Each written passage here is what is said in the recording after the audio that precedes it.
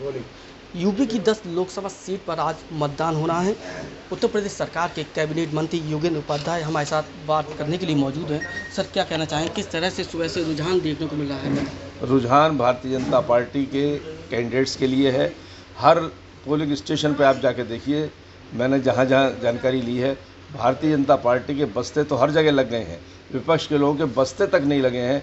इसी से आपको समझ में आना चाहिए कि उन लोगों को बस्ता लगाने वाले भी नहीं मिल रहे। रुझान जनता का और कार्यकर्ताओं का भारतीय जनता पार्टी की तरफ है।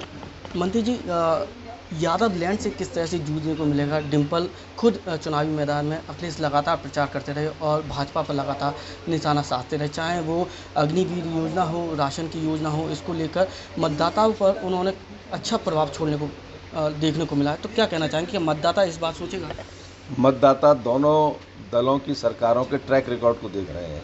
मतदाता ये देख रहा है कि पिछले 7 साल से योगी जी की सरकार और 10 साल से मोदी जी की सरकार, और इसके तुलना उसके कार्यकलापों की कार्य करने की क्षमता और प्रस्तुतिकरण की क्षमता को देख रहा है। दूसरी ओर सपा के गुंडा राज को देख रहा है, मायावती के जातिवाद के राज को देख रहा है और कांग्रेस के भ्रष्टाचार के राज को देख रहा है। दोनों के ट्रैक रिकॉर्ड जब देखता है तो भारतीय जनता पार्टी कहीं आगे है इन लोगों से। इसलिए इनके जो भय दोहन की प्रक्रिया चल रही है, एक मनोविज्ञान पैदा करना चाहते हैं, उसका कोई असर जनता पे नहीं है। मंत्री जी, मायावती की बात आए तो मायावती जी की यहाँ रैली हुई थी। उन्होंने दो टूक शब्दों में कहा था, जो भाजपा राशन बांट रही है वो आप ये ना समझें कि वो आपके लिए कर्ज है, क्योंकि जो राशन बट रहा है वो आपके टैक्स का पैसा है। तो मतदान करते समय सोचें कि हम राशन के कर्ज में नहीं हैं। तो क्या लगता है नहीं है कि मतदाता इस बार इस चीज़ को बदलेगा? देखिए, ये हमने भी कभी नहीं कहा कि हमारा कर्ज है उनके ऊपर। भारतीय जनता पार्टी ने अंतिम छोर पर बैठे व्यक्ति की चौके चूल्हे से लेकर चिंता की और हिंदुस्तान के हिसाब से चांद तक की चिंता की है। जब मैं कहता हूँ कि चौके चूल्हे से लेकर चांद तक यदि काम हुआ है तो मोदी जी की सरकार में, योगी जी की सरकार में हुआ है। तो जनता को हन्ना तो हम उन्हें कर्ज बताते हैं, लेकिन अगर वो इतना ही चिंतित थी तो अपने समय में क्यों नहीं दिया?